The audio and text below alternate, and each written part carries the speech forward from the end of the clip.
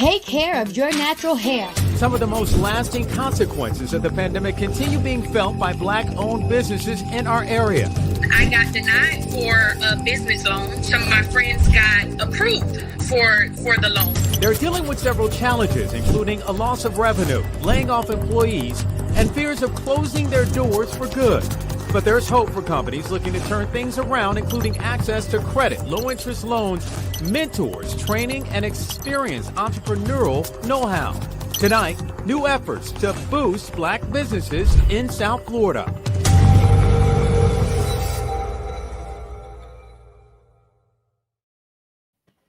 And good evening, everyone, and welcome to our NBC6 Virtual Voices on our Facebook and YouTube pages. I am Jawan Strader. Well, as many of you already know, 2020 has been a very Take care of so many different ways, including for Black-owned businesses. Now, if yours is one of them, you'll want to stay right here. If you have any questions or comments, ask them, and we'll do our best in order to get to them. Of course, we have a lot of information to share with you tonight, so let's get right to it.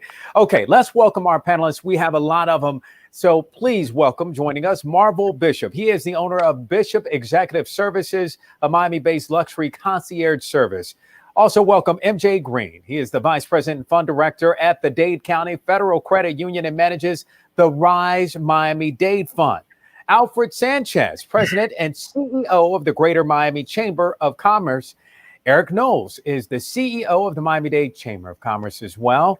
And please welcome Mike Finney, is President and CEO of the Miami-Dade Beacon Council. Gentlemen, welcome. Thank you so much for joining us. And we're going to hear from a young woman who is a business owner here coming up. She is not on the panel, but we're going to be hearing from her shortly. But Mr. Bishop, let's start off with you. Let's talk about your business here real fast. Tell me a little bit about Bishop Executive Services. What is it exactly? So thank you for having me, first of all, Mr. Strader. Thank you for everybody for having me. Bishop Executive Services is actually a luxury service concierge service where we pretty much handle all levels of VIP clients, pretty much mid-level, high-level, and pretty much we try to, give them the experience of what it is to pretty much be in Miami. So if you're looking for, for yachts, for cars, for, bookings for restaurants, lounges, clubs, private jets, we definitely, consider us as a very, very prestigious company where we provide these services. And at the end of the day, it's all about experience. So we try to pretty much, give them the best experience possible. I love it. Well, let's talk about the pandemic and its impact on your company. What type of impact has it had? Well, I would say that, our company definitely has a lot of, high net worth clients that do come here in Miami to the, more of the well-known events, I should say, like WMC, which is a Winter Music Conference, Ultra Music Festival, Art Basel. And, to just have like a quick story, we were actually really going to be, set up to prepare for our clients for the WMC. But unfortunately, the week leading up to that was actually the time that we, the pandemic, I believe, actually started. And we've had about maybe like 10 or maybe even 15 clients ready to go, have a very safe and great time here in Miami. But, the government basically, just said that, hey, we're not going to have, we're in a pandemic now, and all the events are pretty much closed. So that definitely gave us a huge hit in our revenue. I definitely had to let go, a lot of people as well. It wasn't really a really good time, but, we pretty much had to adjust. And honestly, we definitely lost a lot of revenue for that. And Marvel, you're not alone. A lot of businesses did as well. But let's talk about some of the resources out there. Were you able to find the help that you needed? Yes. To be very honest with you, I did find help. I definitely got the Triple P loan that definitely helped us out. But it kind of, took a little bit longer than usual. But, I'm definitely one of the lucky ones to definitely, receive help. But definitely, more importantly, the rise on Miami-Dade definitely came in at the right time. I should say that. That has definitely been a blessing to continue the operations that we have at Bishop Executive Services. So, we can definitely have people, work again and, use it for marketing, use it for capital, and pretty much, just day-to-day stuff. So having that fund definitely gave us the boost and the confidence needed to try to, pretty much continue, our business lives, to say the least. Amen. Yeah, amen to that. And let's talk to Mr. MJ Green now, who is the Vice President Fund Director of the Miami-Dade County Federal Credit Union and manages the Rise Miami-Dade Fund. Let's talk about the Rise Miami-Dade Fund. MJ, what exactly is that? So thank you for having me, first of all. The Rise Miami-Dade Fund is a public-private partnership with Miami-Dade County, the local CDFIs, BBIF, Axion, and Miami Bayside, and the Dade County Federal Credit Union, all coming together to support the local small businesses. So what we really wanted to do is, we know that Miami is a place full of culture and vibrancy, and really wanted to support those small businesses that are the backbone of the communities that we live in here.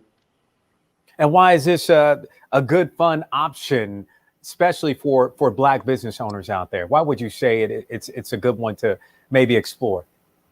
It's a good option because the requirements, we really took into thought, the mom and pop and the real small businesses, right? So we're looking for businesses of less than $2 million in revenue, less than 25 employees. We have a low credit threshold of 575.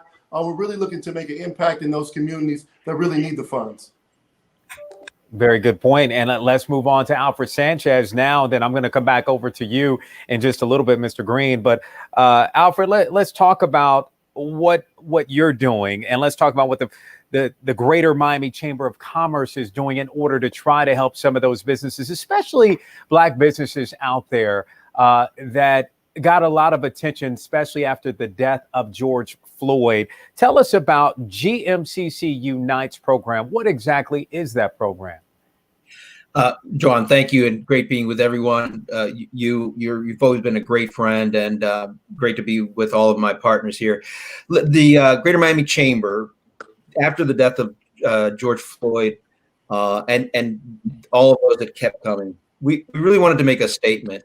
And one of the things we wanted to do is to sort of provide a greater platform for integration, for interaction with some of the top businesses in the community, which are members of the chamber and have been for 113 years. So we put together GMCC Unites, and it's really an outreach from our members to the small business, Black-owned businesses community to come in under their umbrella. Our members have several slots, and basically they're going to give up one of their slots to invite a Black-owned business to come into the chamber and really become a part, integrated into the chamber, really engage in all of the different activities and start to connect with businesses that otherwise they may not have come into orbit with. So what we're hoping is that through that, we'll be able to create opportunities for connection, for businesses, and raise the level of prosperity of our Black-owned businesses. On top of that, we really want to sort of plant this tree in the soil and let the roots grow into the future. So we're setting aside 5 board positions for members who are part of the program to have basically voting rights and have a say in terms of how the chamber progresses into the future. And we know that mentorship is also extremely important. And before we come back over to you, I did earlier speak with another business owner, and Ernisha Randolph. She happens to be the CEO of Sweet Butter Hospitality, and she is a mentor as well for all of those Black business owners out there that may not know exactly what to do. She talked about the challenges that she faces in finding some of these resources available, especially for Black business owners. This is what she had to say earlier. We applied for everything that we could apply for. Thankfully, we did get the PPP loan. We didn't get those high numbers that I'm hearing from other businesses, but I'm grateful for what we did get. And we got in the tens of thousands. I'm hearing people got in the millions and in the hundreds of thousands. So I'm grateful for that much. However, we weren't as lucky as some other ones, but we are grateful for what we did get. Amen. And what have you learned, Ernisha, throughout this whole process that we've been going through, but you as a business owner, what have you learned throughout this? Jawan, listen, I have learned so much. Number one, I don't think that in all of the ifs and coulds and what could happen, I don't think we ever predicted or I've ever learned or heard of there being a pandemic or a situation like COVID. So I've learned that you most definitely have to have a diversified portfolio as an entrepreneur, but you also have to be willing and ready to pivot in order to, just make sure that you can survive and thrive during these times instead of, going out like unfortunately so many people have. And Ornisha, do you believe it's more challenging to get access to some of these resources being a Black business owner? Absolutely. Some of my counterparts, they're not having problems. Like I mentioned, the numbers in the millions and even in the hundreds of thousands, where we applied for various opportunities and we only got the PPP loan, and that was only in the tens of thousands. So comparing that to some of our other counterparts, our white and our Hispanic counterparts, it doesn't add up. And I can see why that number is at, if that number is accurate of 41% of businesses Black-owned businesses going under, I can see why. All right, some good information there from Ornisha. Now I want to move on over to Eric Knowles, who happens again to be the CEO of the Miami-Dade Chamber of Commerce. So Eric, I got to ask you, as far as, because we talked about mentors and mentorships in regards to small business owners out there. I'm just curious as to your members, because the Chamber kind of works as a mentor in some ways to some of those small business owners. What are you seeing? Jawan, exactly. Black businesses are suffering, but to your point, from a mentorship perspective, I believe for us to move forward, we need to create mentor protege programs. And I talk about that a lot with the county. I know the school board has a program. Jackson Hospital had a program for contractors to be mentored. And so it is very important that we create these programs for our businesses to grow. But when you talk about access to the PPP or EIDL, and I want to say this, the EIDL is still available to businesses right now. So if you have not applied for EIDL, which is the emergency assistance money, it is still available. For instance, with the hurricanes going up towards New Orleans, that's what the EIDL money is for. Emergencies. So I just want to say that to those businesses that have not applied for whatever reason, those dollars are still there. So again, our businesses have had challenges, and I talk about having your back of the house together. A lot of our businesses did not have their paperwork together, or they weren't even registered properly in terms of being able to receive the PPP money. So that's one thing in our community is we have to get the back of our house together. Amen to that, Eric. And we're going to talk a little bit more about that. I want to move over to Mike Finney now, the president and CEO of the Miami-Dade Beacon Council. Mike, please share with business owners out there who may be watching exactly what the Beacon Council does. Yeah, thanks, Jawan. Beacon Council serves as the official economic development partner for Miami-Dade County. We work with businesses of all types, small businesses, tech-based startups, large established companies. Our work is both in the community and outside the community. We really look at the entire United States at companies that are looking to expand and grow into other markets, and we try and bring those companies here. And then we do the same thing on a global basis, in particular in Europe and in Latin America. And so, as that official economic development partner, we work with virtually everybody that's on this call right now in very close partnerships. And then, of course, with our governmental partners throughout Miami-Dade County. And I want to make sure that people that are watching and listening to you, Mike, as well as others, that they know about these resources available. And Mike, what you did, you put together a long list of resources at bizhelp.miami. Tell us a little bit about that. Yeah, Jawan, bizhelp.miami. I would encourage every listener, if you're looking for resources that are available in Miami-Dade County, including all the resources that have been mentioned by the other speakers, go to bizhelp.miami and you'll be able to find those resources listed there. Essentially, what we did when the businesses started shutting down as a result of COVID, we wanted to make sure that we aggregated in one place every resource that was easily identifiable that could be available to help businesses and individuals as we start to recover from this crisis. And so if you need access to any of the loan programs that have been referenced, the PPP or the EIDL or any other loan or grant program, it's going to be listed on bizhelp.miami. It's an amazing resource that's there and available to help. The other thing that we did that's really important is we formed a team with roughly 26 other organizations. So it's organizations like BBIF and the other CDFIs that MJ mentioned. It's Camicol and Prospera, and of course the Miami-Dade Chamber, and many other organizations are partnering with us to deliver the kind of technical support a lot of the small businesses and Black businesses in this case need in order to qualify for those loans. The young lady that you had on a little bit earlier, or Nisha, I would encourage her to reach out to us and see if there aren't other programs and other technical assistance that can be brought to bear by some of the partners that we're working with. And let's go back over to, yes, whoever, go ahead, Alfred. chime in. It's Alfred. Go ahead, chime in, Alfred. I think we're talking about a lot of resources. Eric mentioned the economic injury disaster loan that's out there by the state. Tens of thousands of dollars available. No one's applying for it because they don't know that it's been reopened. Career Source South Florida has opened up a grant program. The Greater Miami Chamber administers some of it. Mike and the Beacon Council administers some. I think Camicol and others.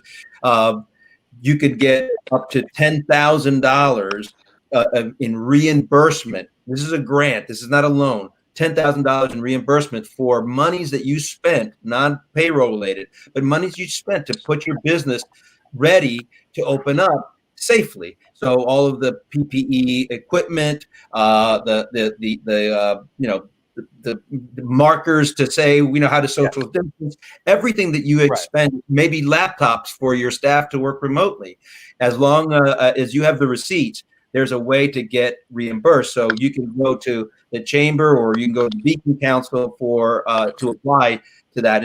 And we are administering up to $500,000.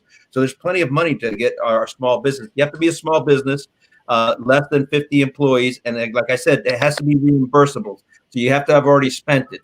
But if you have that, you can prove it. There's money to be had for your business.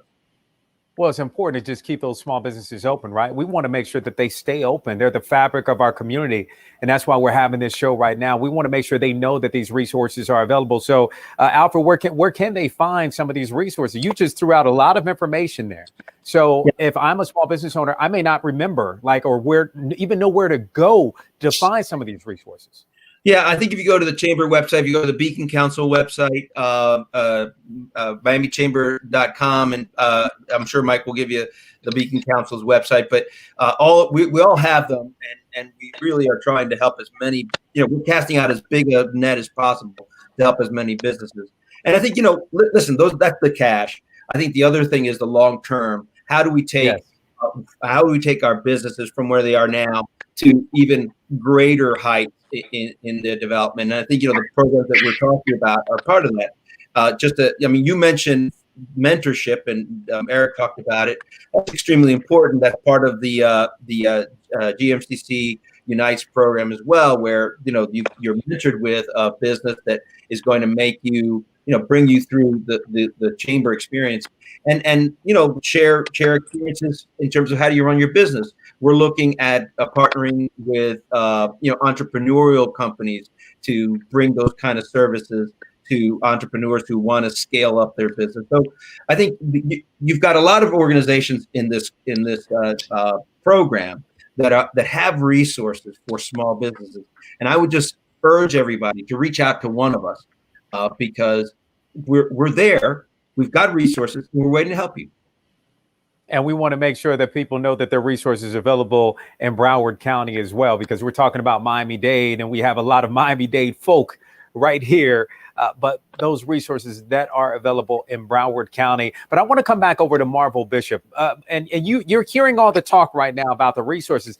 Did you know that these resources were available that we're talking about right now? Yes, I did actually. That was just me. How did you know? How did you know?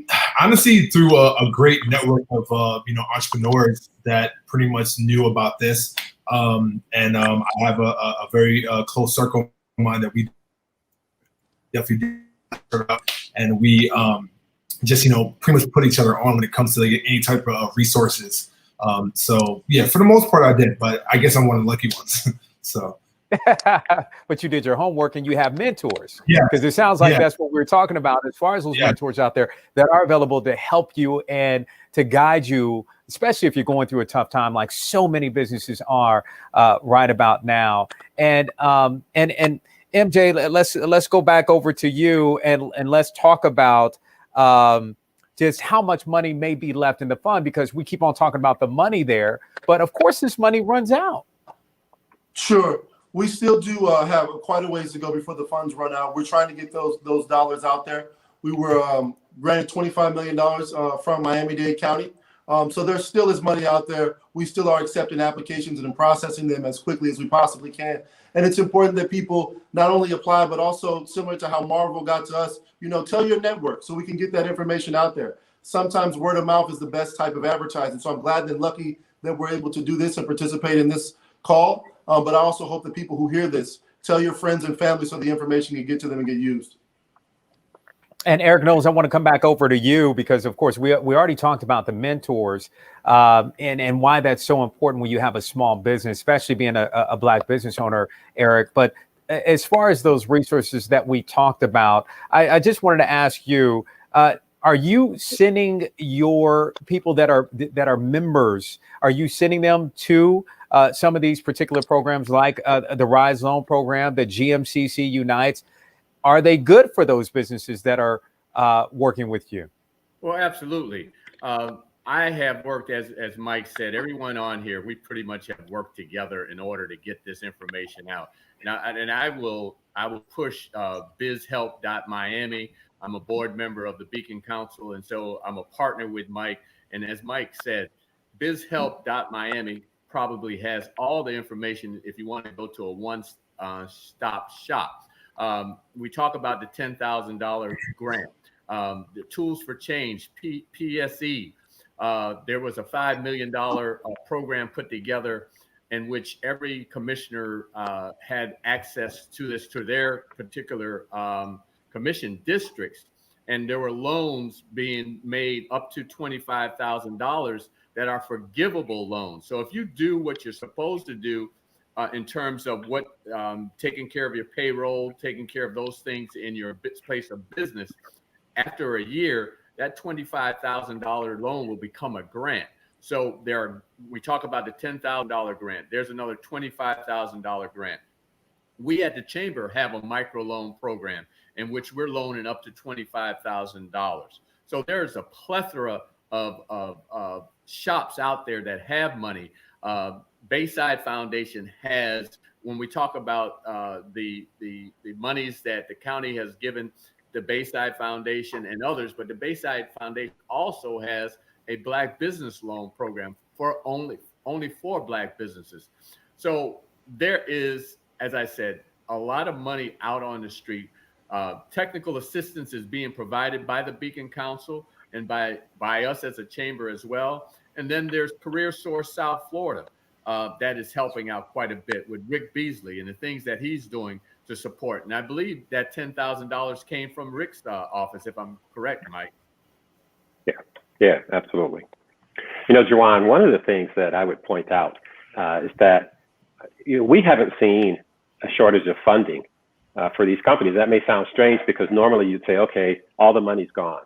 But with the payroll protection program, for example, that's the largest of all these programs. The original round of funding was 350 billion.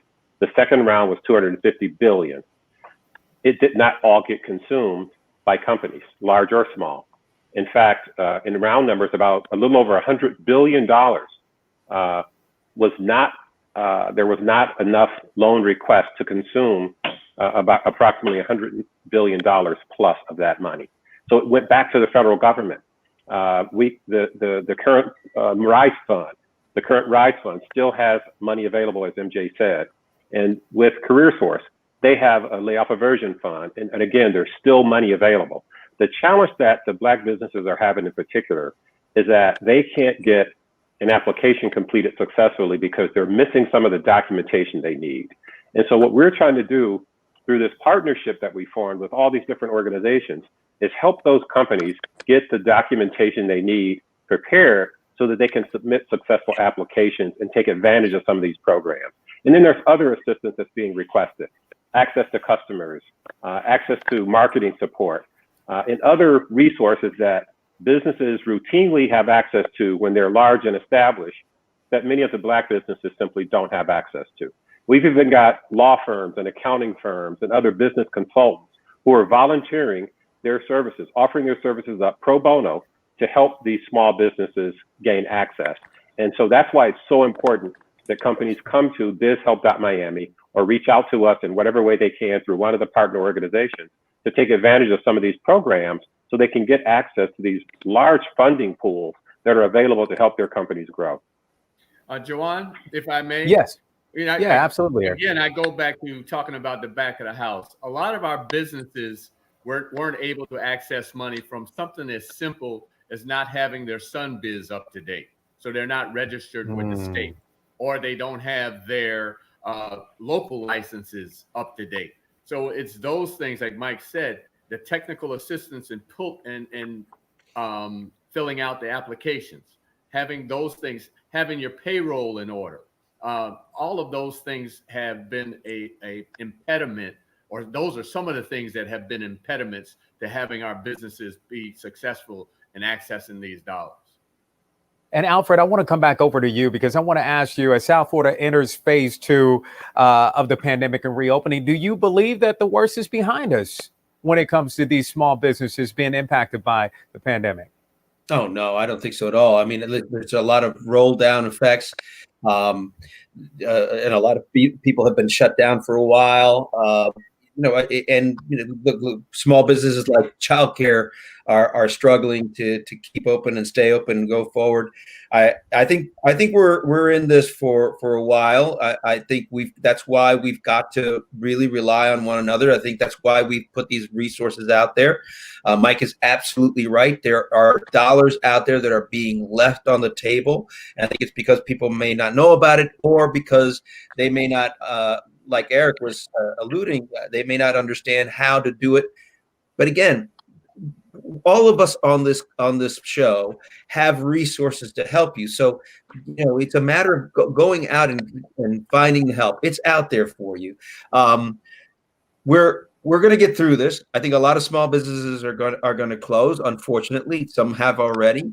We're doing a periodic survey of the business community throughout the whole COVID period, and we found that in our second 2 weeks after opening, we found that about 20% of the businesses had to close and lay off most of their staff, and only about half of those were actually bringing them back. So we know that there are a lot of businesses going to be closing, but it doesn't have to be yours. There are resources out here for you to access.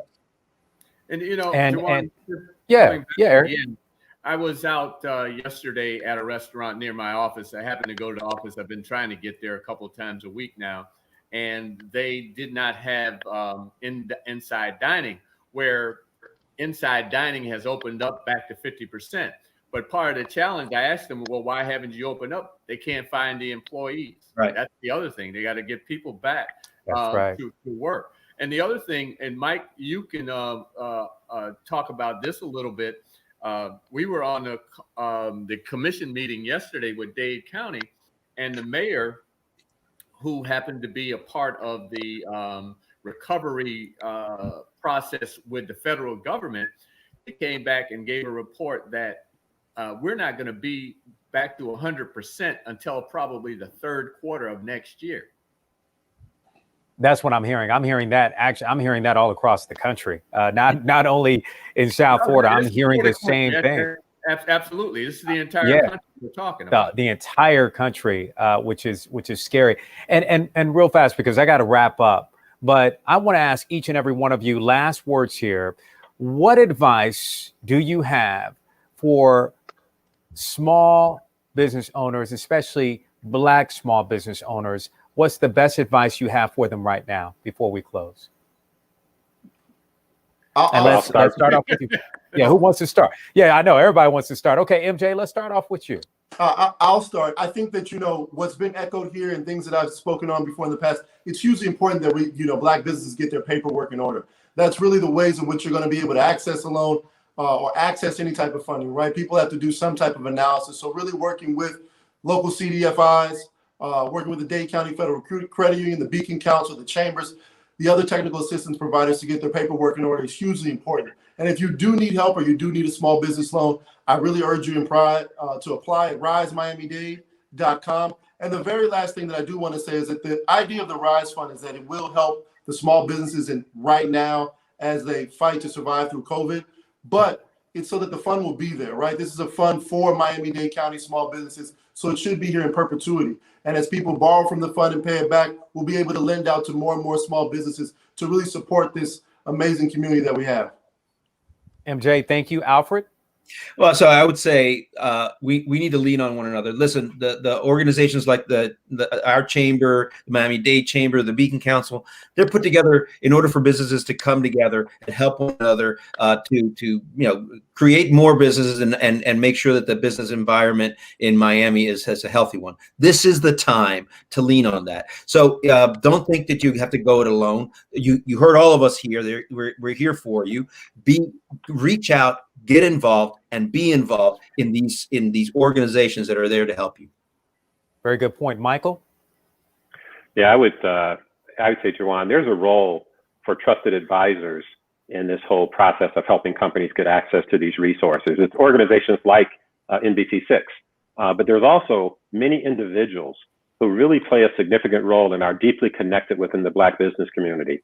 And I would encourage those advisors to work with organizations like ours, become familiar with our resources so that when your relationships, your company partners, your friends, your family members, when they're looking for these resources, you can in good faith say, go meet with Mike Finney at the Beacon Council, go meet with Alfred Sanchez at the Greater Miami Chamber, go meet with Eric Knowles at the Miami-Dade Chamber and MJ, et cetera. Because sometimes those direct, warm introductions make the difference between a company being successful and not.